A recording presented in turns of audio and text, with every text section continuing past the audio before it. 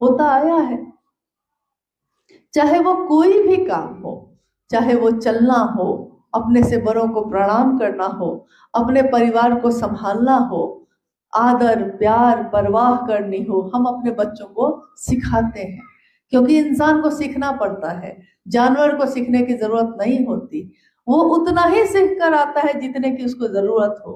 परंतु एक इंसान के अंदर ये संभावना है कि वो जीव से शिव हो सकता है, जीव से शिव होने की संभावना है। लेकिन इस संभावना को, यानी कोई बिया है, उसमें संभावना है कि अगर उसको लगा दिया जाए तो बरगद का पेड़ भी वो बन सकता है। कोई लगाएगा तो बरगद का पेड़ हो जाएगा, लेकिन अगर किसी ने लगाया नहीं तो कोने में परा परा सर भी जाता है, दग्ध भी हो जाता है। शिव हमको क्या देंगे, शिव से हम क्या पाएंगे? हम और रिश्तों में कुछ नहीं सोचते, हम अपने लौकिक उन रिश्तों में भी नहीं सोचते कि हमको उससे कुछ मिलेगा कि नहीं मिलेगा। बस हम अपना चाहते हैं किसी को, चाहे वो मेरा पति हो, चाहे वो मेरे माता पिता हो, चाहे वो मेरे बच्चे और अपने हो। हमको प्यार चाहिए, भाव चाहिए, एक दूसरे का भाव हम ग्रहण करते हैं, भाव पे ही रिश्ते बनाते हैं। हम तब नहीं सोचते कि क्या क्या मिलता है और क्या क्या नहीं मिलता। दुख भी मिलता है तब भी हम उस रिश्ते को नहीं तोड़ते। परंतु महादेव क्या नहीं दे सकते हैं? क्या ऐसा है जो महादेव से बाहर है? परंतु महादेव से जुड़ने के लिए हम सोचते हैं कि सोचेंगे विचारेंगे, समय होगा तो करेंगे। जबकि अपनी दीर्घकालिक योजनाओं में हम अपनी अल्पकालिक यात्रा को भूल जाते हैं। दीर्घकालिक योजना ये होती है इंसान की कि अगले पल का पता नहीं है, परंतु हम अगले 10 साल की योजना बना के रखते हैं। अगले 10 साल हम क्या करेंगे, हम अभी से सोच के रखते हैं। परंतु अगले 10 साल में हम जीवित रहेंगे कि नहीं, हमारे जीवन का कितना पल है, भोग को भोगेंगे या भोगाधिपति की तरह, या मुक्त होकर, ये हमको पता नहीं। तब भी हम इस खोज में चलते रहते हैं, भटकते रहते हैं। शिव की शिष्यता एक ऐसी अद्भुत बात है जिसका संदेश लेकर आज हम लोग यहाँ भी आए। कटक की इस धरती पे आज से बहुत पहले 2013 में यहाँ शहर के थोड़ा नजदीक में सालेपुर नाम की एक जगह है, शायद आप जानते होंगे। स्वयं साहब के साथ शिव चर्चा में शामिल होने के लिए हम लोग आए थे 2013 में।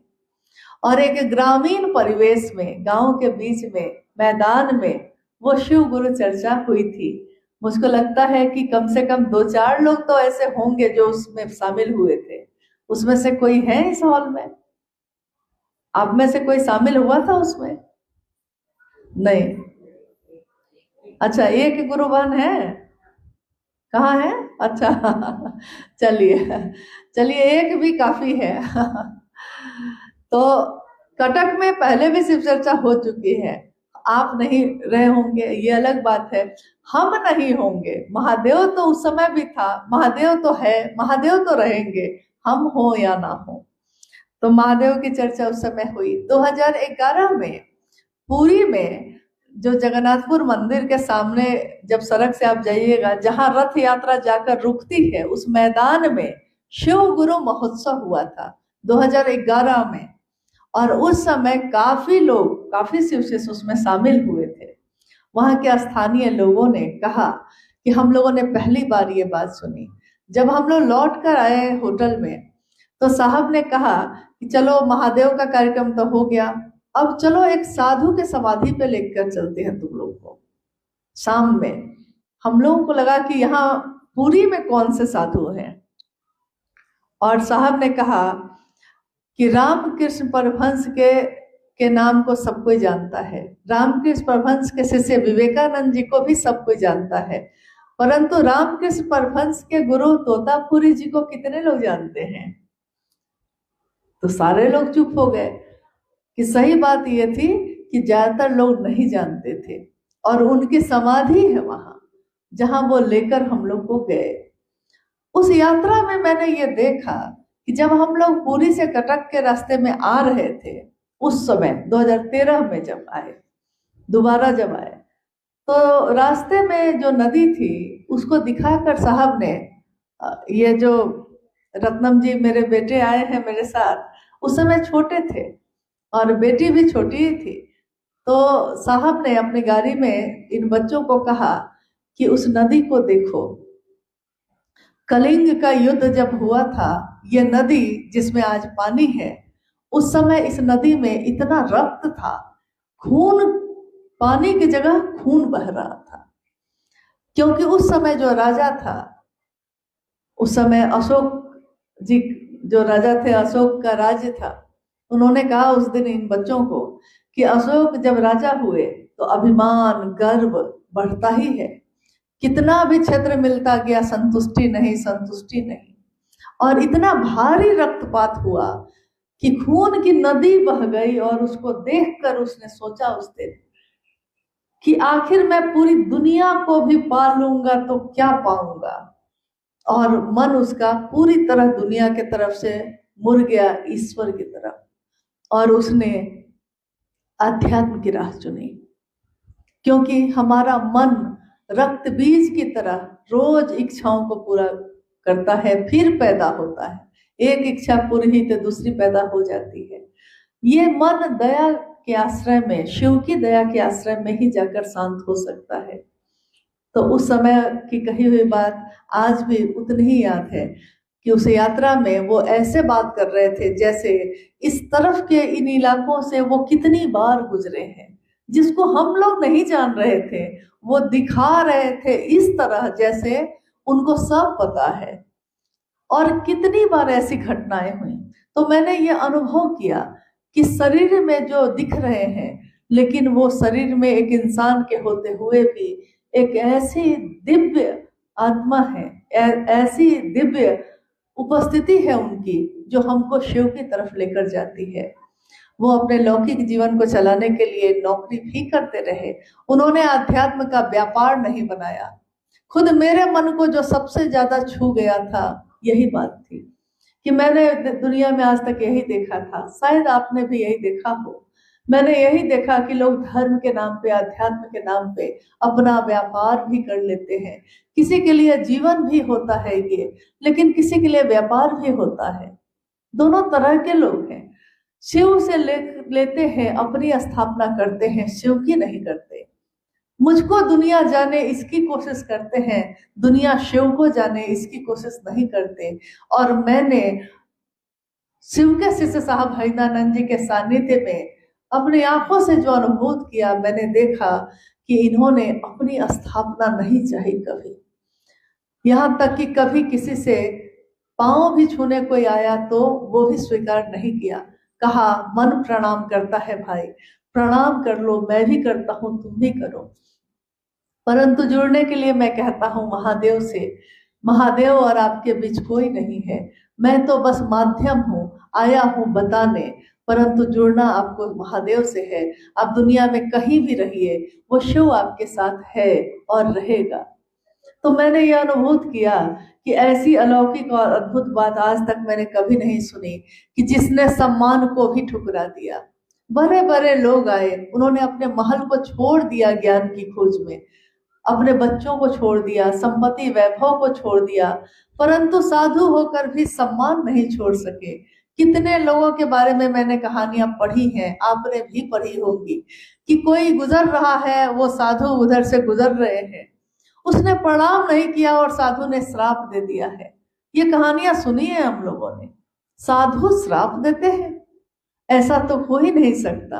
जो साधु होगा वो श्राप कैसे देगा? और जो साधु होगा उसको दुनिया के प्रणाम की क्या चाह होगी? आप नहीं प्रणाम करिएगा तो क्या बिगड़ जाएगा मेरा? मुझको अगर महादेव मिल जाए, मैं अगर महादेव के पास हो जाऊं, उस खुशी के सामने दुनिया की इन चीजों का क्या महत्व होगा हम लोगों के लिए? तो ये सीखा कि महादेव से चाहना और महादेव को चाहना, बस एक से और को का ही अंतर है। महादेव से चाहा है दुनिया ने, और शिव के शिष्य को देखा मैंने कि महादेव को चाहा। पढ़ा था कभी कि माँ उमा ने महादेव को पाने के लिए तपस्या की, तो उन्होंने कहा कि वर हूं शंभु नहीं तो रहूं कुंवारी, वरण करूंगी तो शिव का नहीं तो फिर और किसी का नहीं। और इनको भी मैंने देखा, इन्होंने कहा कि शिव को चाहा है तो शिव को ही चाहेंगे, शिव से क्या चाहेंगे, जो अपने हो गए उनसे हम क्या चाहेंगे, हम उनके काम आ सके, हम उनका नाम कर सके। कोई भी शिष्य अपने गुरु की महिमा का गान करता है, छींटता है। गुरु से मिलता तो बहुत लोगों को है, कोई शरीरधारी गुरु से मिलता है, किसी को शिव गुरु से मिलता है, लेकिन गुरु ने जो दिया है, ये भाव जो पैदा किया है शिव भाव, ये क्या सिर्फ मेरे लिए है या हमको इसको दुनिया में बांटना भी चाहिए। कहते हैं जिस भाव को बांटते हैं हम, उसी भाव से दुनिया भर जाती है। अगर हम नफरत को बांटते हैं तो नफरत से दुनिया भर जाती है। आपने देखा होगा, सुना होगा, अखबारों में पढ़ते होंगे रोज, कहीं दंगा हो गया, कहीं हल्ला हो गया, मारपीट कत्लेआम हो गया। एक व्यक्ति ने कोई बात शुरू की थी वहां, और पता चला कि धीरे धीरे वहां के सारे लोग उसमें शामिल हो गए, दो गुट में हो गए, आपस में भिड़ गए। यानी एक आदमी की बोली में, एक आदमी की सोच में ये ताकत होती है कि वो अपने आसपास के माहौल को बदल दे। ऐसा होता ही है।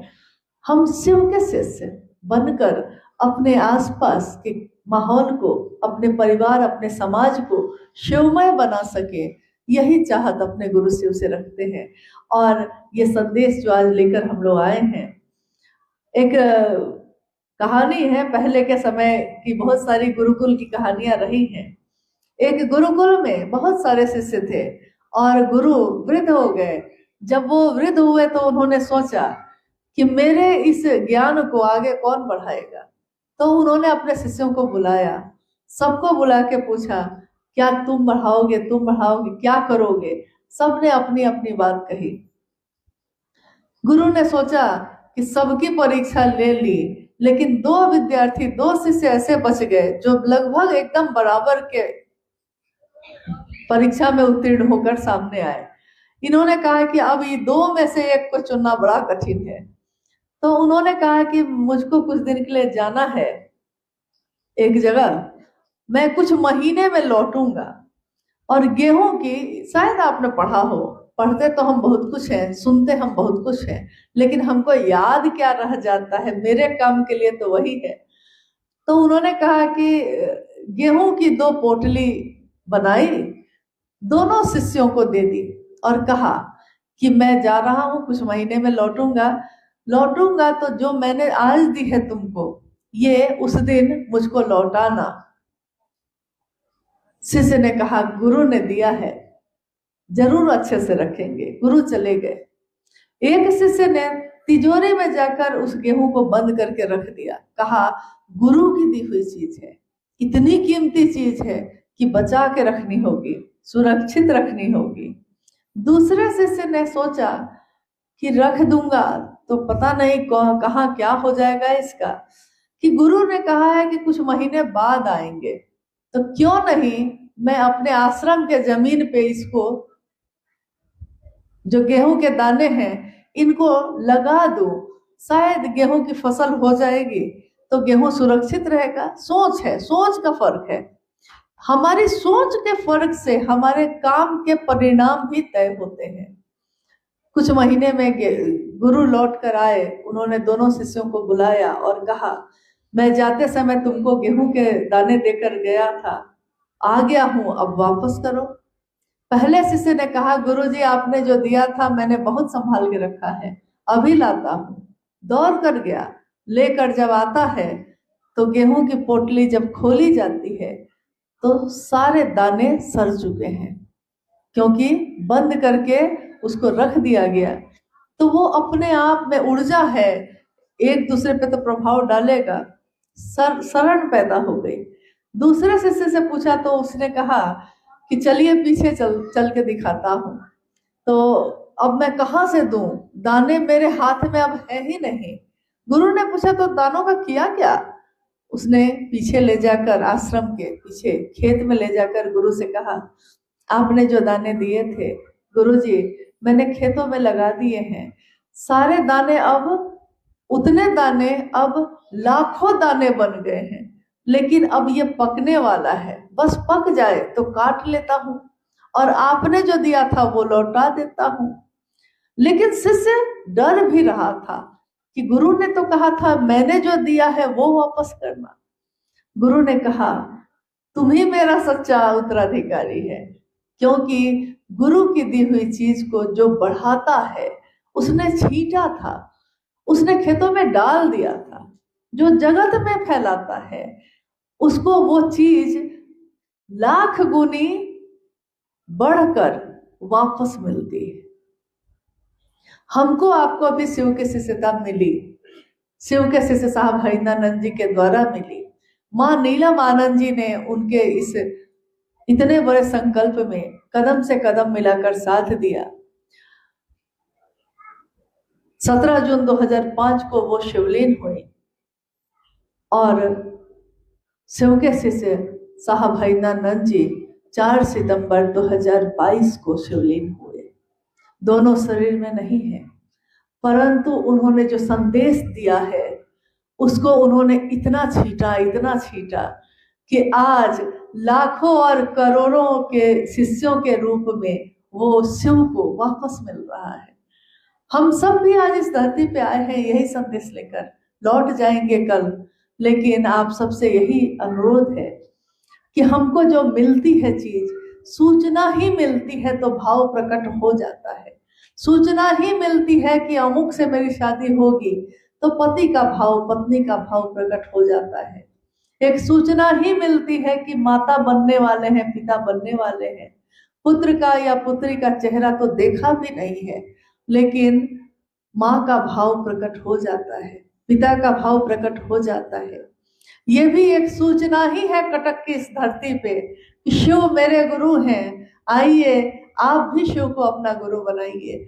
और ये सूचना आपके तक पहुंचकर हमारे आपके मन में भी शिष्य भाव प्रकट हो जाए शिव के लिए, इसी की कामना लेकर हम सब भी आए हैं और यही अनुरोध भी है। बाकी हमारी अपने जीवन की यात्रा है, आपके भी अपने जीवन की यात्रा है। हम आप शिव की तरफ चलते रहे। शिव शिष्य हैं तो गुरु भाई हैं, गुरु बहन हैं। ये दुनिया शिव की है, शायद फिर कभी मुलाकात हो जाए, कहीं मिल जाए फिर से। शिव है, शिव की दुनिया है, तो हम कहाँ और जा सकते हैं। गोल गोल घूमकर फिर कहीं ना कहीं तो मिलते रहेंगे। लेकिन यही कामना है कि जब भी मिले शिव के लिए मिले, अपनों के लिए या रिश्तों के लिए तो हमेशा मिलते रहे। महादेव के लिए मिलना, इससे बढ़िया बात और क्या होगी। शिव के शिष्य होने की पहचान मेरी हो जाए, इससे अच्छी बात क्या होगी। परंतु इससे भी अच्छी बात यह होगी कि शिव का शिष्य होकर मेरे गुरु का नाम हो जाए, क्योंकि गुरु का नाम शिष्यों के कारण होता है। गुरु की पहचान उसके शिष्यों को देखकर होती है। तो हमारा आपका मन भी ऐसा हो कि शिव भाव से भरे हम। और मुझको लगता है कि मन में एक विचार का प्रवेश, जैसा आपने परंपरा में, गुरु शिष्य परंपरा में, समाज में, जगत में देखा होगा कि गुरु दीक्षा देते हैं और गुरु को गुरु दक्षिणा दी जाती है। क्या शिव की शिष्यता में गुरु की दीक्षा होती है? क्या शिव की शिष्यता में हम गुरु दक्षिणा दे सकते हैं अपने गुरु को? इसमें हमेशा शिव के शिष्य साहब हरिनानंद जी ने जो उत्तर दिया, उन्होंने कहा हमारे मन में इस विचार का प्रवेश कि शिव मेरे गुरु हैं, मैं उनका शिष्य हूं, इस बात का प्रवेश ही गुरु की दीक्षा है। गुरु दीक्षा यानी इनिशिएशन, प्रारंभ करना, शुरुआत करना, इस विचार का आना ही गुरु की दीक्षा यानी गुरु का मंत्र मेरे मन में प्रवेश करता है और गुरु की दीक्षा हो जाती है। गुरु की दक्षिणा यानी गुरु दक्षिणा होता क्या है? क्या गुरु दक्षिणा में हम सामान देंगे तो महादेव के लिए गुरु दक्षिणा मानी जाएगी? क्या हम कपड़े, पैसे या मिठाइयाँ और फल देंगे तो महादेव के लिए दक्षिणा मानी जाएगी? शिव शिष्यता में इन चीजों की भी जरूरत कभी नहीं पड़ी, क्योंकि शिव भाव ग्रहण करते हैं, वो हमारे सामान को ग्रहण कर कर क्या करेंगे। ये हम जो चढ़ाते हैं खुद ही पहनते हैं, खुद ही खाते हैं। अगर पता चले कि महादेव खाएंगे तो हम क्या दे सकेंगे उनको। लेकिन गुरु के दक्षिणा के रूप में शिष्य की कृतज्ञता, कृतज्ञता यानी एहसान मानना कि आपने जो दिया है, मैं इस योग्य नहीं था, जितना दिया महादेव ने मुझको उतनी मेरी औकात नहीं, ये तो कर्म है उनका, वरना हम में आप में तो वैसी बात नहीं। तो महादेव ने शिष्य के रूप में स्वीकार किया है, क्योंकि जगत गुरु कुर्सी पे बैठे शिव सबको अपना शिष्य स्वीकार करते हैं, चाहे वो मांसाहारी हो, चाहे वो शाकाहारी हो, चाहे वो किसी भी जाति धर्म का हो। इसीलिए शिव की शिष्यता के साथ ये संदेश भी आता है कि जाति धर्म वर्ण संप्रदाय सबसे परे है शिव की शिष्यता। शिव की शिष्यता जैसे ही हम बोलते हैं, यानी इसमें अब इसका कोई अर्थ नहीं कि आप क्या हैं, आप अमीर हैं गरीब हैं, आप दुनिया के लिए होंगे, महादेव के लिए तो बराबर ही है। आपने हमने जातियां बनाई, हमने धर्म में बांटा, हमने संप्रदाय में बांटा, महादेव ने नहीं बांटा। तो ये दुनिया के लिए चल जाता है, महादेव के लिए कैसे चलेगा। जैसे ही हम महादेव की बात करते हैं, समाज और दुनिया से हम जुड़ने लगते हैं, क्योंकि अब हमारा मन विशाल होता है। जिसकी संगत में हम रहते हैं, हम उसी के जैसा सीखते हैं। कोई शराब पीने वाले के संगत में रह के शराब पीना सीख जाता है, कोई जुआ खेलने वाले के साथ रहकर जुआ खेलना सीख जाता है, कोई साधु के साथ रहकर साधु होगा कि नहीं, कोई शिव का सानिध्य प्राप्त कर शिव जैसा होगा कि नहीं, जो दुनिया को अमृत देते हैं। और सोचिए कैसी होगी वो दुनिया जिसमें शिव की बात होती हो। हम अपने लौकिक जीवन में जीते हुए भी, अपने जीवन की तमाम परेशानी और शोर में भी शिव को याद करते रहें, शिव मुझको याद रहें। अपनी दुकान में बैठे हुए भी, ग्राहक को सामान देते हुए भी, अगर मेरे मन में महादेव याद है तो सबसे बड़ा साधु वही है। क्योंकि छोड़कर शिव को प्राप्त करना शायद ज्यादा आसान है, परंतु जीवन में रहकर और गृहस्थ आश्रम और अपने व्यापार और लौकिक जीवन की परेशानियों को झेलते हुए भी शिव भाव से भरे रहना, ये तो बड़े बड़े साधु भी नहीं कर सके। इसलिए शिव की शिष्यता तमाम पूजा पद्धति से अलग है, लेकिन ये शिव की पूजा ही है। क्योंकि शिव की पूजा सबसे सुंदर तब है जब हम उनके सामने तो गाते हैं, कर्पूर गौरम करुणावतारम संसार सारम भुजगेंद्र हारम। मतलब हे महादेव, आपके जैसा सुंदर कौन है, आपके जैसा बलशाली कौन, आपके जैसा रूपवान कौन, आप कर्पूर के तरह गौर वर्ण के हैं। आपने डसने वाले जहर रखने वाले सांपों को भी गले से लगाया है। हम शिव की मूर्तियों के सामने खड़े होकर आज से नहीं, प्राचीन समय से यही तो कहते आए हैं। और साहब ने यही कहा कि शिव को मालूम है कि वो कैसे हैं, महादेव को पता है कि वो कैसे हैं। क्या महादेव को नहीं मालूम कि मैं कौन? शिव तत्व को कोई जान सका आज तक? शिव की अवधारणा यानी जिसने शिव को जैसा जाना उसने शिव की वही व्याख्या कर दी। उसने महाकाल को जाना तो महाकाल की व्याख्या की। शिव ने खुद को शिव नहीं कहा, दुनिया ने शिव को शिव कहा है, शिव ने खुद को नहीं कहा। तो दुनिया ने शिव को जाना होगा तभी ना शिव कहा होगा। तो उन्होंने कहा कि महादेव को मालूम है कि वो कैसे हैं, लेकिन अगर तुमको ये मालूम हुआ है तो दुनिया को बताओ कि शिव कैसे हैं। जब शिव गुरु हैं तो हम क्यों नहीं उनसे ज्ञान लें, हम क्यों नहीं उनका सानिध्य प्राप्त करें। और इसके लिए आपको कहीं दरबार लगाने की जरूरत नहीं, कहीं किसी के आश्रय में समर्पण करने की जरूरत नहीं, कहीं किसी कर्मकांड में जाने की जरूरत नहीं। जो पूजा पद्धति या जो परंपरा हमारे आपके घर में है वो तो चलती ही रहती है, लेकिन उसके साथ साथ एक रिश्ता और जोड़ना है। महागुरु महादेव से शिष्य बनकर, शिष्यता का रिश्ता, शिष्य भाव का रिश्ता। बस इतना ही संदेश है हमारा आपका। और आज जो हम लोग आए हैं, चूंकि ये तो शहर में, कटक शहर में पहली बार एक छोटे स्तर पे गुरु भाई गुरुवारों से मुलाकात के लिए ये समय तय किया गया, लेकिन हम उम्मीद करते हैं कि हम लोग फिर मिले ना मिले, परंतु शिव की शिष्यता आपके हाथों और बढ़ जाए। इसी में महादेव की दया है, और महादेव की दया मिल जाए तो जीवन हमारा शिवमय हो जाए, सुखमय हो जाए। शिव की शिष्यता फूलों की सुगंध है, जीवन की दशा और दिशा को बदल देती है। तो इसकी व्याप्ति होती रहे, यही कामना करते हैं। यहाँ जिज्ञासा समाधान जैसा भी कुछ ऐसा है नहीं, क्योंकि जब शुरुआत होती है तो खुद आगे बढ़िएगा, कुछ मन में प्रश्न पैदा होंगे। गुरु शिव है, और आप अनुभूत कीजिएगा कि आपने अपने गुरु से जो पूछा है उसका उत्तर आपको जरूर मिलता है। तो हमारा मन उत्तर प्राप्त करे, और ये पूरा जगत शिव की शिष्यता के पराग से सुगंधित सुवासित हो, इसकी कामना हमेशा शिव के शिष्य ने की इस जगत में, इस युग में। और हमने उनको कहा आप युग पुरुष है, एक ऐसा युग पुरुष जिसने दुनिया की दशा और दिशा ही बदल दी है। यही कामना करती हूँ कि आज के इस संदेश को आप अपने जीवन में स्वीकार करिएगा, और जो ही हमारे पास अच्छा था, जो सबसे सुंदर था मेरे जीवन में, क्योंकि शिव अपने गुरु के सर्वोत्तम पक्ष को, गुरु के रूप में अपने शिष्य के सर्वोत्तम पक्ष को उजागर करते हैं।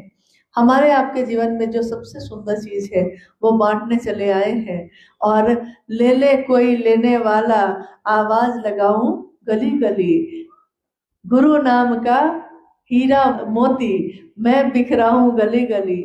लेकिन ले ले कोई लेने वाला, आवाज लगाऊं गली गली, जो लेने वाले हैं वो ले ले, बाकी तो हम लोग फिर अपने अपने जीवन में व्यस्त हो जाएंगे।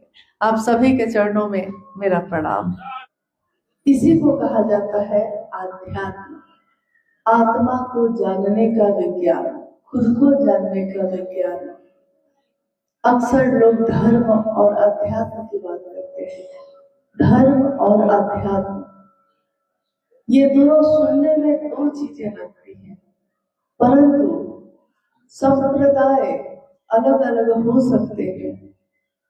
संप्रदाय में कोई हिंदू होता होगा, कोई मुस्लिम, कोई सिख, कोई ईसाई, परंतु धर्म का अर्थ होता है जो धारण करने योग्य हो, जिसको हम अंगीकार कर सके, जिसको हम अपने जीवन में धारण कर सके। और धर्म का बंटवारा नहीं होता। धर्म हमको जीने की कला सिखाता है। धर्म हमें मानव से, मानव को प्रेम करने की विधा बताता है। आध्यात्म और धर्म दोनों एक ही सिक्के के दो पहलू हैं। तो अगर कहा जाए कि प्राचीन समय से हमारा धर्म क्या है, हमारा आध्यात्म का रास्ता क्या है, तो वो शिव से ही शुरू होता है और शिव पे ही खत्म होता है। शिव की अनेक शक्तियां हैं। शिव अपनी शक्तियों से जाने जाते हैं। जिस शहर में हम आप बैठे हैं अभी, संबलपुर, ये भी तो देवी के नाम पे ही स्थापित शहर है। देवी यहाँ की अधिष्ठात्री है, यानी शिव की शक्ति। शिव जो अक्षय ऊर्जा का स्रोत है, अलग अलग ऊर्जाओं का रूप जो नारी के रूप में आया, देवी के रूप में आया, और हमने आपने उसको अपनी अधिष्ठात्री बनाया है, जिसकी हम आराधना करते हैं, जिनके नाम पे हम जीते हैं। उड़ीसा राज्य में विभिन्न जिलों में लगभग 30 जिले हैं, और इन 30 जिलों में से कम 10-12 तो ऐसे जिले जरूर हैं जहां महादेव की बात बहुत तीव्र गति से बढ़ रही है। स्वाभाविक है, जब हम अपने जड़ों की तरफ लौटेंगे तो ऐसा ही होगा। इसीलिए साहब श्री ने कहा कि जगत के लोगों के सामने आज एक ही विकल्प है। एक विकल्प का अर्थ होता है एक ही चीज अब बची है, अब बांटने को कुछ नहीं बचा। भगवान शिव ने इंसान पैदा किया, भगवान शिव की इच्छा से ये सृष्टि बनी, भगवान शिव की इच्छा से कितनी रचनाएं हुई, जल में, थल में, नभ में, यानी पानी में, धरती पे और आकाश में। कितनी रचना है। अगर हम सोचे कि हम बहुत ज्ञानी हैं, तो आइए जरा इस पे बात करते हैं। अगर कहा जाए, किसी भी विद्वान से विद्वान आदमी से पूछा जाए कि बताइए कि जल में, पानी में कितने तरह के जीव रहते हैं, तो कुछ ही बता पाएगा। सारे जीव जंतुओं को कोई नहीं जान सकता। जब हम कहते हैं धरती पे रहने वाले कितने जीव जंतु हैं, कितनी रचना है शिव की, तो हम कुछ रचना को जानते हैं। अगर यहाँ पे हाथी मिलता है तो कहीं और पे गैंडा मिलता है, कहीं पे मोर और खरगोश मिलते हैं तो कहीं पे चीता भी मिलता है। परंतु सारे जीव जंतु एक ही जगह पे देखने को मिलेंगे ऐसा नहीं होगा। यानी हम धरती की रचनाओं को भी सब का सब नहीं जानते। आकाश में अगर हम कहें कि सिर्फ चिड़ियों की प्रजाति बता दीजिए कितनी है, कोई विद्वान से विद्वान आदमी हर चिड़िया के बारे में नहीं जानता, क्योंकि यहाँ जो चिड़िया है उसकी अलग प्रजाति है, साइबेरिया में जो पंछी है उसकी अलग प्रजाति है। तो जब हम अपनी आंखों से जिन चीजों को देखते हैं उसके बारे में पूरा का पूरा नहीं जानते, तो सूक्ष्म सूक्ष्म शिव को पूरा का पूरा कैसे जानेंगे। आज इस बैठक का उद्देश्य भी यही है। हालांकि आप थोड़ा कष्ट में आ गए हैं, परंतु हम लोग सब कोई विभिन्न जगहों से विपरीत परिस्थिति में आकर यहाँ बैठे हैं आज। क्योंकि सुबह मुझको पता चला कि बहुत सारी ट्रेन लेट हो गई, कुछ ट्रेन कैंसिल हो गई। घटनाएं कह के नहीं आती, कभी भी आ सकती हैं, परंतु विपरीत स्थिति में भी अपना रास्ता तय करने वाले को ही दुनिया जानती है। क्योंकि अनुकूल है धारा, अनुकूल है अगर पानी का प्रवाह, और तब आपने नाव चला लिया तो कोई बड़ी बात नहीं है। परंतु प्रतिकूल है धारा, कुछ भी आपके अनुकूल नहीं हो रहा, तब भी आपने नाव को घेर लिया, नाव को चला लिया है, उस पार पहुंचा दिया किसी को, तो नाविक की कुशलता उसी से मानी जाती है। कुशल नाविक कौन है? जिसमें ये ताकत हो, जिसमें ये गुण हो कि वो प्रतिकूल स्थिति में भी अपनी नाव को चला लेगा। तो हमारे जीवन में हर दिन इस तरह की बात आती है। तो हम सोचते कुछ और है, होता कुछ और है, हम चाहते कुछ और है, होता कुछ और है। हम सारी व्यवस्था करके सोचते हैं कि अब कुछ भी गलत नहीं होगा, लेकिन अगले ही दिन कुछ ना कुछ गलत हो जाता है। यानी हमारा सोचा हुआ कुछ भी नहीं होता। इसलिए आइए, जब हमारा सोचा हुआ कुछ ना हो, तो आइए हम लोग सब महादेव के सोचे हुए काम में अपनी सोच को मिलाएं। महादेव का काम क्या है? ये शिव गुरु की चर्चा आज उड़ीसा ही नहीं, भारत के लगभग सभी राज्यों में तीव्र गति से लोग कर रहे हैं। शिव की चर्चा क्या है? शिव को गुरु मानने की ये परंपरा कब से चल रही है? हम शिव के शिष्य कब हो सकते हैं, कैसे हो सकते हैं, और क्या करना होगा हमको इसके लिए? हम जो करेंगे उसका परिणाम क्या होगा? इस विषय पे हम लोग बात करते हैं। अनजाने आरंभ से, न जाने कब से, जब से देश का इतिहास है, विश्व का, भारत का इतिहास है, इतिहास बताता है। क्योंकि अभी थोड़ी देर पहले हम लोगों ने इस पे बात की कि ये संबलपुर शहर भी देवी के नाम पे स्थित है। लेकिन सोचिए, देवी के मंदिर की स्थापना कब हुई है? आज हुई है। स्थापना तो 833 ईसा पूर्व पहले हुई है। सोचिए कितना प्राचीन मंदिर है। उस समय किसने बनाया होगा? ये किसके लिए बनाया होगा? क्या जिसने बनाया होगा वो आज भी पूजा कर रहा है उसमें?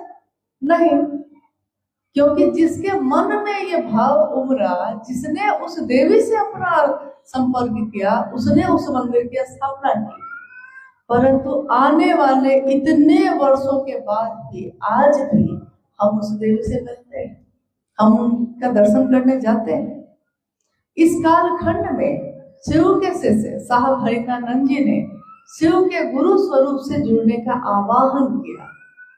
क्या महादेव पहले नहीं थे? तो महादेव तो पहले थे, हजारों साल से महादेव हैं, लेकिन मेरे और आपके ना हुए। हजारों साल से जब से शिव है, सृष्टि से पहले से शिव है, तभी ना शिव की इच्छा से ये सृष्टि बनी। जो पहले से है उसने इच्छा की और ये दुनिया बनी। तो जिसकी इच्छा में इतना बल है कि वो इच्छा करता है और सृष्टि सृष्ट हो जाती है, उस महादेव के बल का, उस ऊर्जा का आकलन हम और आप नहीं कर सकते। जब हम नर लोक, नारी, नाग लोक और आकाश लोक की गणना नहीं कर सकते, तो हम उस सबको बनाने वाले की गणना कैसे कर सकते हैं? महादेव गुरु कैसे होते हैं? महादेव गुरु का काम कैसे करते हैं? तो गुरु की 3 श्रेणियां मानी गई हैं: गुरु, सदगुरु, जगत गुरु। गुरु, सदगुरु, जगत गुरु। जैसे अगर हमारा बच्चा स्कूल में पढ़ने जाता है तो स्कूल है, स्कूल की भी 3 श्रेणियां बनाई गई हैं। एक है प्राथमिक विद्यालय, एक है माध्यमिक विद्यालय, एक है उच्च विद्यालय। यानी शुरुआत जहां से करते हैं हम, अब कुछ दूरी तक प्राथमिक है।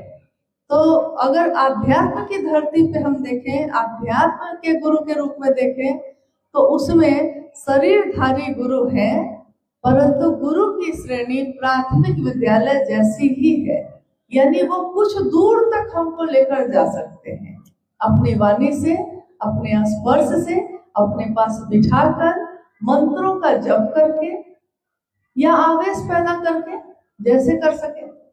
सदगुरु श्रेणी के जो होते हैं वो अब हो गए उससे ऊपर के, यानी उनको इन चीजों की जरूरत नहीं पड़ेगी कि हमको शिव का आवेश पैदा करने के लिए उनको मेरे पास बैठाना होगा या अपने वाणी से या छूकर, मस्तक को छूकर शिव का आवेश पैदा करना होगा। ऐसा नहीं होगा, जरूरत नहीं है, क्योंकि वो इन सब से थोड़ा ऊपर के गुरु हैं, सदगुरु।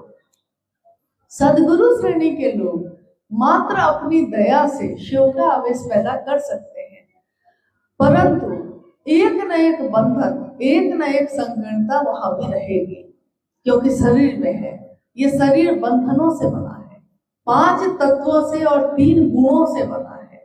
तो स्वाभाविक है कि ये 5 तत्व को 3 गुणों से लपेटा गया है, बांधा गया है, तब ये मानव शरीर बना है। तो पूरी तरह अगर ये मुक्त हो जाएगा तो शरीर में वो फिर रहेगा ही नहीं। तो सदगुरु श्रेणी के भी जो गुरु होते हैं वो अपने शिष्यों को मात्र दया से शिव का आवेश पैदा कर सकते हैं, परंतु एक न एक चीज पसंद नापसंद रहेगी, एक न एक नियम या बंधन रहेंगे। जैसे ये हो सकता है कि वो कहें कि आप सन्यासी बनकर आइए, गृहस्थ आश्रम छोड़कर आइए। ये कह सकते हैं कि आप मांसाहार छोड़कर आइए, शाकाहारी बनकर आइए। या वो ये कह सकते हैं कि इस जाति या इस धर्म या इस कुल के लोगों को ही अपना शिष्य बनाएंगे। ऐसा हुआ है पूर्व में। तो जगत गुरु शिव की बात जब हम करते हैं तो पूरे जगत के गुरु की कुर्सी पे अगर कोई बैठा होगा तो वो कुर्सी तो एक ही होगी, क्योंकि नाम से ही स्पष्ट है जगत के गुरु, तो कुर्सी वहां एक ही है। पहाड़ है, पहाड़ पे चढ़ने के लिए आप किधर से भी चढ़ सकते हैं, परंतु जब उसकी चोटी पे पहुंचते हैं तो चोटी उसकी, शिखर उसका एक ही होता है। जगत गुरु शिव गुरु का काम करते हैं। तो क्या ये पहले से था? हाँ, ये पहले से था। हमारे शास्त्रों ने ये लिखा है कि गुरु, तीनों लोकों के गुरु कौन है? तुम त्रिभुवन गुरु वेद बखाना। आप नर नाग और मृत्य तीनों लोगों के जो आप गुरु हैं, तीनों लोकों के गुरु हैं, इसका बखान हो रहा है। संभवे गुरुवे नमः। आप शंभु गुरु के रूप में है, इसलिए आपको हम नमन करते हैं। ये भी पहले से होता आया है। जगत गुरु शिव, जब हम अपने दुनिया में आते हैं तो लोग कहते हैं हमसे कि हम महादेव को गुरु क्यों बनाए, महादेव को गुरु बनाने की पात्रता मेरी नहीं है, तो हम किसी शरीरधारी गुरु को ही क्यों नहीं बनाए, हम महादेव को गुरु क्यों बनाए। लेकिन साहब श्री ने कहा कि जगत गुरु शिव, उनको भी अगर कोई अपना शिष्य भाव देता है, शिष्य बनता है, तो जगत गुरु शिव ही प्रारंभिक समय में गुरु की कुर्सी पे बैठे हमको आपको वाणी से, स्पर्श से, यानी शिव की चर्चा में हम लोग क्या करते हैं, कोई ना कोई गुरु भाई या गुरु बहन हमारे आसपास आके बैठता है, बोलता है, तो बोला तो वाणी से बोला, उसकी वाणी ने मुझ पे प्रभाव डाला है। कोई छूकर यानी प्रणाम पाती करके बैठाकर आदर सम्मान के साथ अपने पास बिठाकर, उपासना यानी अपने पास बिठाकर मंत्रों का जप करके, तीसरे सूत्र में हम क्या करते हैं, मंत्र का ही जप करते हैं। शिव के नाम का मंत्र है नमः शिवाय, नमः शिवाय मंत्र से शिव को प्रणाम करते हैं, तो मंत्रों का जप भी कर रहे हैं। यानी गुरु जो काम करते हैं, जगत गुरु शिव शुरुआत जब करते हैं तो अपने शिष्य के मानसिक स्तर पर उतर कर और तब ज्ञान देने की जिम्मेदारी वहन करते हैं। कोई बीए पास है, लेकिन अगर पहला क्लास का बच्चा आएगा पढ़ने तो उसको वो अ आ क ख ग यही पढ़ाएगा, वो बीए पास है, परंतु बच्चा तो बीए पास नहीं है। बच्चा आपके द्वारा इतना ही सीख सकेगा कि लकीर कैसे खींची जाती है। तो जगत गुरु शिव भी जब गुरु की कुर्सी पे बैठे होंगे और हम शिष्य बनकर उनको पुकारते हैं, वो जगत गुरु शिव कौन है? ये जगत गुरु शिव, उनके विभिन्न स्वरूप हैं और ऐसे ऐसे स्वरूप हैं जिसका सामना हम नहीं कर सकते, जिनसे मिलने का हम सोच भी नहीं सकते, इतनी ऊपर की सत्ता है। महाकाल एकमात्र महादेव को कहा गया, महाकाल अघोर यानी जो तरंगे जहां नहीं हो, अघोर है जो घोर नहीं होता, काल को भी जिससे डर लगता है महाकाल है वो। तो महाकाल सत्ता भी एक ही है महादेव की। महामृत्युंजय एक ही है जो जीवन और मृत्यु के चक्र से हमको निकाल सकते हैं, महामृत्युंजय के रूप में वो शिव है। महाऔढ़ेश्वर, महायोगेश्वर, यानी महा शब्द जहां जहां लगा है वो सिर्फ शिव के लिए ही प्रयोग किया गया है। तो महागुरु महादेव, गुरुओं के गुरु भी वही है, सदगुरुओं के गुरु भी वही है, यहाँ तक कि देवताओं के गुरु हुए शुक्राचार्य, देवताओं के गुरु हुए बृहस्पति, तो बृहस्पति के गुरु भी हुए शिव, राक्षसों के गुरु हुए शुक्राचार्य, तो शुक्राचार्य के गुरु हुए शिव। देखिए गुरुओं के भी गुरु कौन है? शिव है। सदगुरुओं के भी गुरु कौन है? शिव है।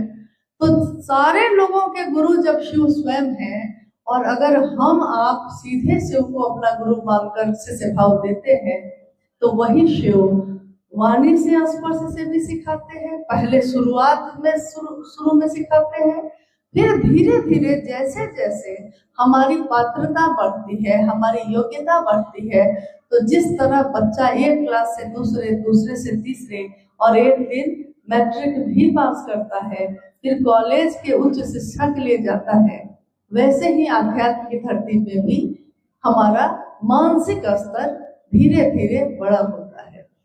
जैसे शुरुआती दिनों में जब भी हमने शिव को गुरु माना होगा, मुझको याद है इसी हॉल में आज से लगभग 9-10 साल पहले हम लोग एक बार और बैठे थे। 9-10 साल हो गए, 2015 या 16 में, क्या 15, इसी हॉल में एक संगोष्ठी संबलपुर की उस समय हुई थी। उस संगोष्ठी के समय आप में से कोई उपस्थित था? आज है उसमें से कोई जो आज से लगभग 10 साल पहले इसी हॉल में? हाँ, ये है मदन जी हैं, और कोई? इधर है, मतलब 5-10 लोग होंगे। गुणसागर जी हैं, हाँ ठीक है, रामू जी हैं, इधर भी रत्ना जी हैं, विकास जी हैं, सब हैं, बहुत से बहुत 10 लोग होंगे। हाँ पीछे भी एक गुरुवान हाथ उठा रही हैं, 10 नहीं 15 होंगे। 10 साल पहले इसी हॉल में एक संगोष्ठी में हम लोग मिले, और आज 10 साल बाद भी हम लोग इसी संजोग ऐसा बना है कि इसी हॉल में फिर से बैठे हैं। उस समय की स्थिति और थी, आज की स्थिति और है। तो इन 10 वर्षों में हमारा बच्चा बड़ा हो गया, जवान हो गया, तो शिव शिष्यता भी जवान हुई होगी, क्योंकि शिव शिष्यता तो दिल का मामला है। ये भी बड़ा हुआ होगा, युवा हुआ होगा, इसकी गति भी बढ़ी होगी। तो हम लोग उम्मीद करते हैं कि आज की इस संगोष्ठी का कुछ परिणाम सुखद हो, हमारे अंदर सद्भावना बढ़े, प्रेम बढ़े, एक दूसरे के साथ हम जुड़ाव महसूस करें, क्योंकि हमारे गुरु शिव हैं। तो वही जगत गुरु शिव सदगुरु की कुर्सी पे आप बैठे हैं। तो मैंने इसलिए इस बात का जिक्र किया कि 10 साल पहले हम लोग बैठे थे यहाँ, क्योंकि उस समय की अपने मन की स्थिति को सोचिएगा। अभी जो गुरु भाई या गुरु बहन 10 साल पहले इस हॉल में बैठे थे, उस समय हमारा मन कैसा था और आज कैसा है। 10 वर्षों में क्या बदला है मन में। उस समय जरूर आपके मन की ये स्थिति होगी कि हर आदमी की समीक्षा आपने की होगी।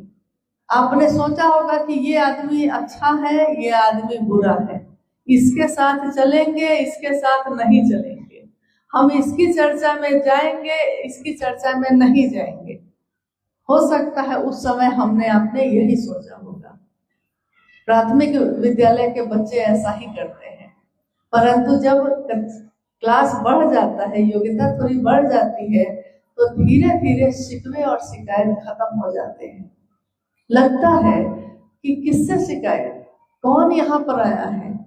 जब महादेव मेरे हैं तो दुनिया के सारे लोग तो मेरे हैं, और अगर मेरा परिवार है तो उस परिवार में तो हर आदमी अलग अलग है, अलग अलग विचार का है, सब एक जैसे कैसे होंगे।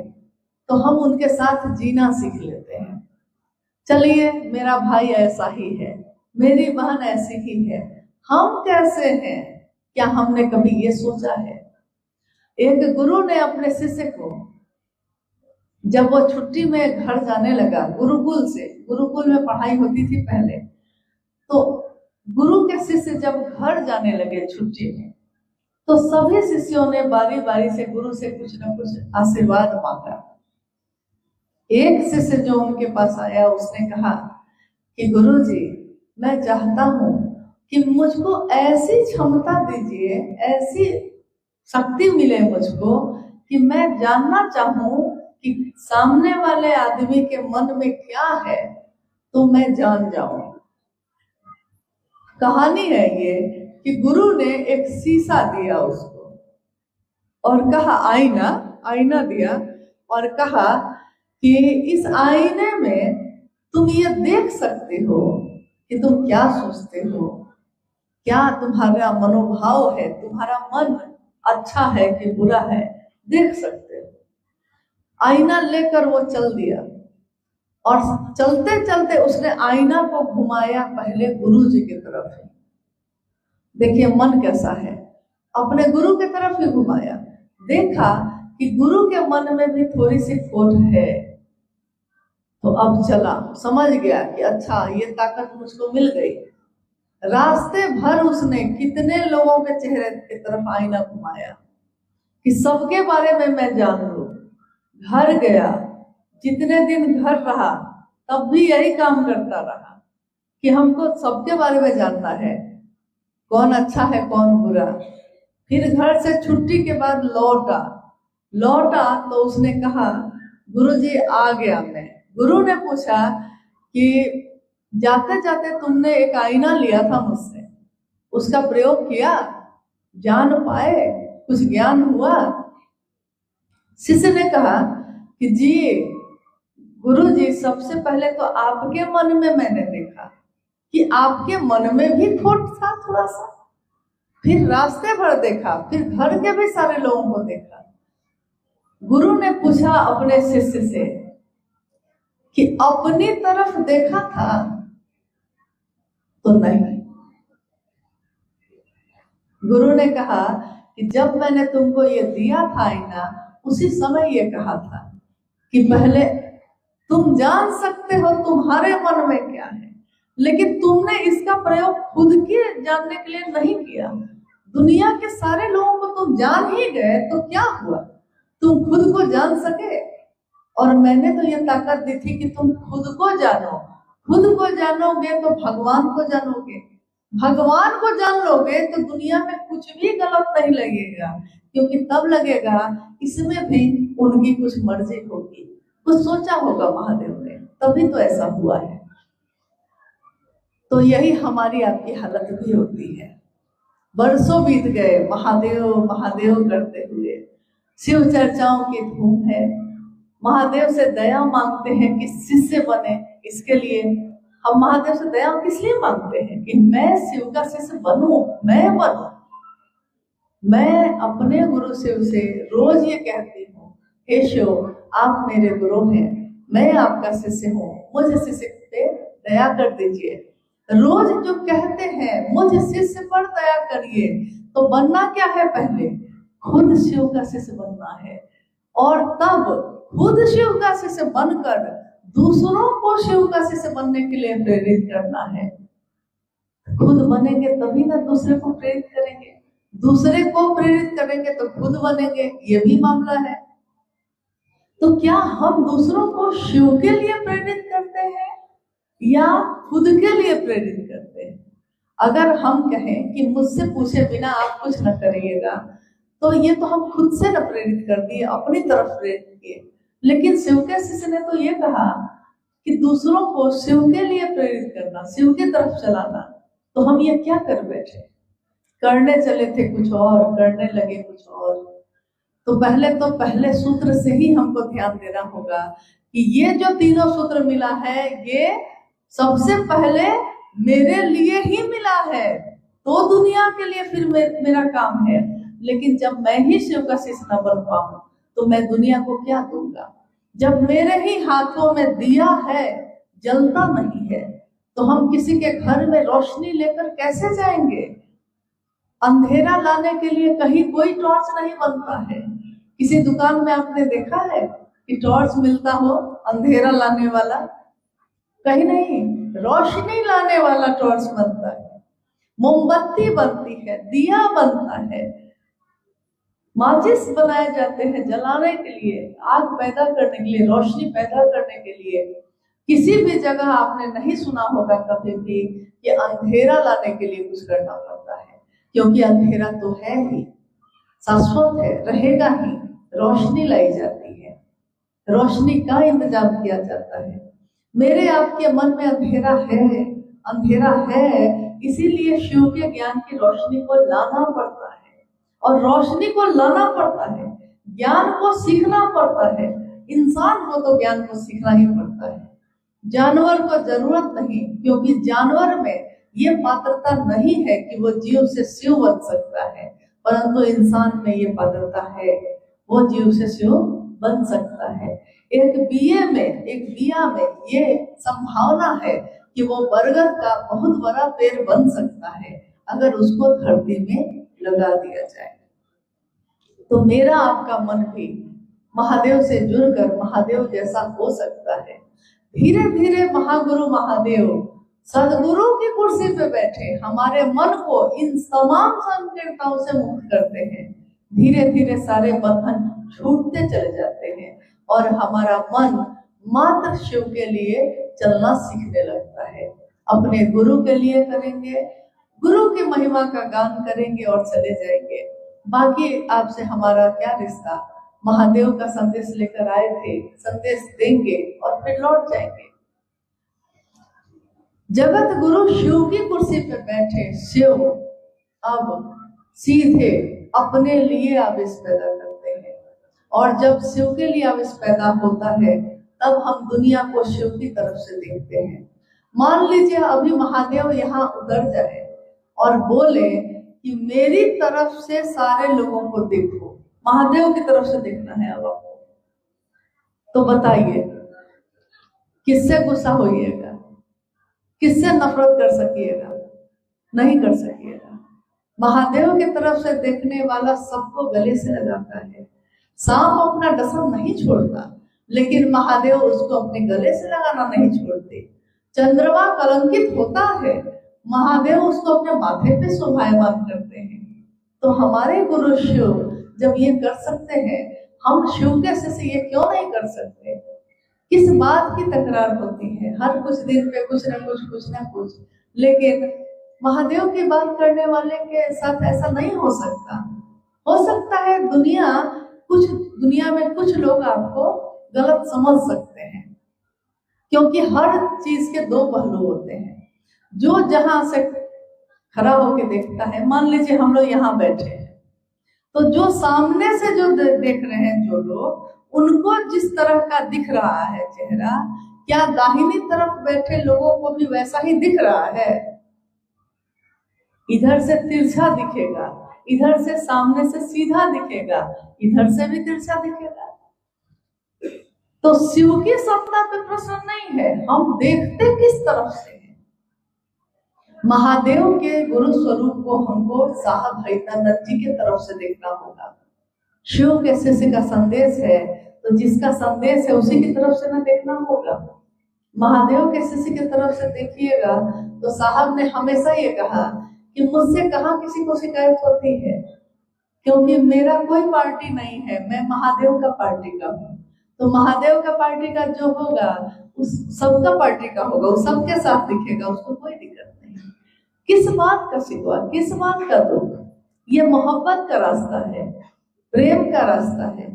इस रास्ते पे चलने के लिए हमको एक दूसरे को गले लगाना ही पड़ेगा, कोई दूसरा रास्ता नहीं है। आप किसको छोड़ के चलिएगा? जिसको छोड़िएगा वो अपना ही है। अगर मेरा हाथ ये सड़ गया, मान लीजिए इसको मैंने काट दिया, डॉक्टर ने काट दिया, तो ये जो कटा है ये मेरा ही हाथ था, किसी और का नहीं था।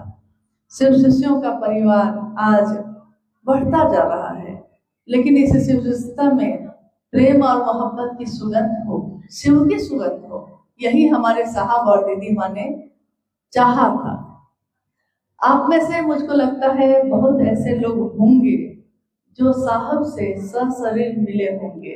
आज इस हॉल में जितने लोग उपस्थित हैं, उसमें से कितने लोग जब शरीर में रहे हैं साहब तो मिले हैं? आप कितने लोग मिले हैं? अच्छा, इतने लोग मिल लिए हैं, ठीक है। और कितने लोग शरीर में नहीं मिले, शरीर में नहीं मिल सके जो, ठीक, बहुत कम लोग हैं। फिर भी चूंकि यहाँ तो हम लोग एक बैठक में बैठे हैं, लेकिन बाहर शिव चर्चाओं में जो सदस्य आते हैं, गुरु भाई गुरुवान आते हैं, संख्या काफी है उनकी, तो उसमें से असंख्य ऐसे लोग होंगे जिन्होंने सशरीर साहब का दर्शन नहीं किया है। साहब का तो आप में से बहुत लोगों ने कर लिया। अगर अब मैं पूछूं आपसे कि दीदी माँ नीलम आनंद जी का सशरीर दर्शन कितने लोगों ने किया है, तो कितने हाथ उठेंगे? किसी का नहीं उठेगा, क्योंकि उड़ीसा में तो महादेव की बात ही उसके बाद आई है।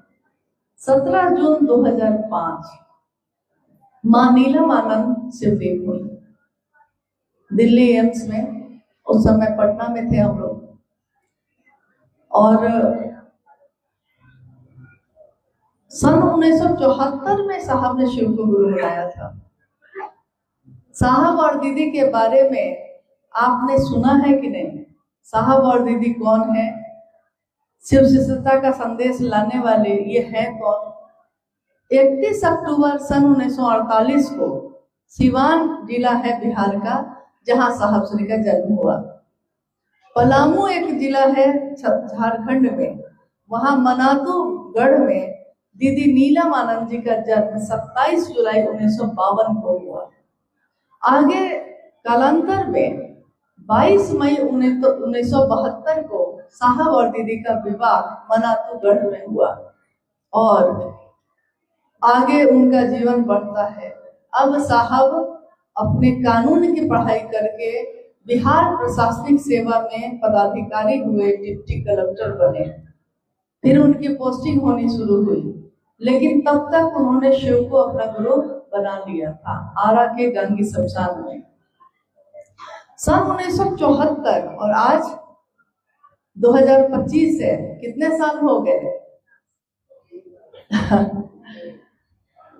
हाँ,